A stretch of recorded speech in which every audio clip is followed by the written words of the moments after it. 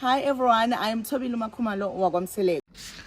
Thobile Makhumalo Mseleko has decided to completely rebrand herself emva kokuthi uMseleko etshele izwe lonke ukuthi cha, impumelelo kaMakhumalo idepende kuyena, uyena owayephethe nosaphethe isikhiye sokuphumelela kukaThobile.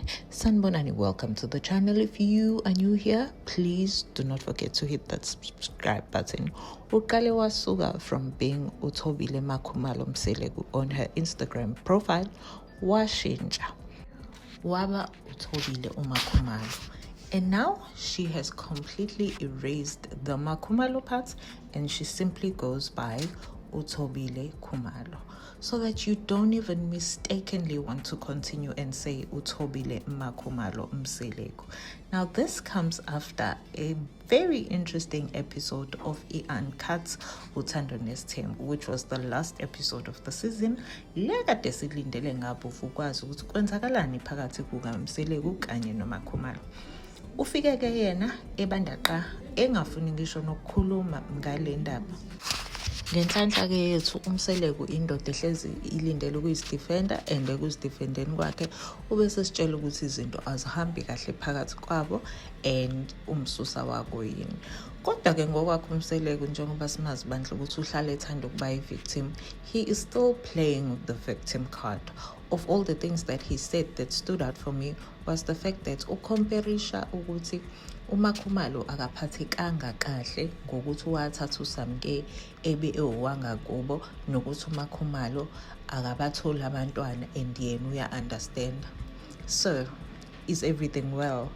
Ufuna ukuqhathanisa isimo sempilo that umuntu cannot do anything about neinhloso zakho nezenzo zakho osuzola ngazo, but you want to badger her ngokuthi wena uya understand. Anyway, sidlule kuMseleko. Going back to uMakhumalo, she seems to clearly has decided ukuyeka her pick me ways and decenter uMseleko for real. The way she was so stoic, engafuni ngisho nokuba emotional, engafuni ngisho nokuchaza lutho about a relationship yabo. Secondly, the fact that she can go into a meeting noMseleko angakhulumi lutho, akhulume yedwa uMseleko asuke ahambe yena. Now, if that does not mean she can open isikole sokudesenterisha indoda, yo hayi.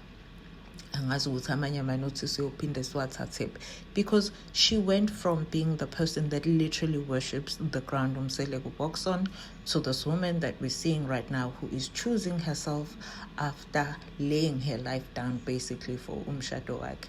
Kodwa ke, we don't know. We've seen snippets of her going to therapy as we await the forthcoming season, season 9, that's coming very soon. But again, you guys do let me know what you think of these changes that uThobile asitshengisa wona as we wait for season 9. You guys do let me know what you think of this in the comment section. That is it for me for now, and I'll see you in my next one.